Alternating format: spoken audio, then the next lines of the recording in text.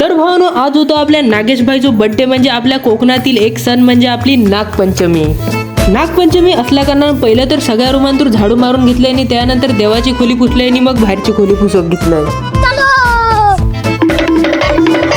त्याच्यानंतर मी देवाच्या खोलीची धुपारेच घेतले आणि त्यात जुने निकारे होते ते मी आपटून काढून टाकले आणि घरात गेले आणि मी घरातनं नवीन निकारे घेऊन येलय. त्याच्यानंतर पुन्हा घरात गेले आणि पूजेचा सामान घेतलंय आणि मी देव पूजूक घेतलंय. त्याच्यानंतर देव पूजून झाल्याच्या नंतर धुपारत घेतलंय आणि घराच्या आजूबाजूसून सगळीकडनं धुपारत फिरून घेतलंय. देव तर पूजून आता झालो, म्हटलं की आता नागोबा आणूया म्हणून वाटेत चालता एक अळूचा पान घेतलं आणि डायरेक्ट मी मिथल्याच्या गणपतीच्या शाळेत गेलोय. मिथल्याच्या वराडे गेल्याच्या नंतर मिथल्याच्या पप्पा विचारले की मिथलेश काय, तर ते म्हटलं की मिथलेश अजून जागरणाचा झोपा ना.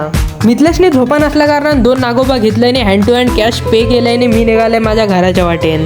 घरात जाताना मला लक्षात दिलं की 2 नागेशबाई मला करूच्या गायत म्हणून एक नागेश बायका जितोच्या घरात सोडले आणि दुसऱ्या नागेश बायका मी माझ्या घरात आणलाय आणि थंय ओट्यात ठेवून दिलंय.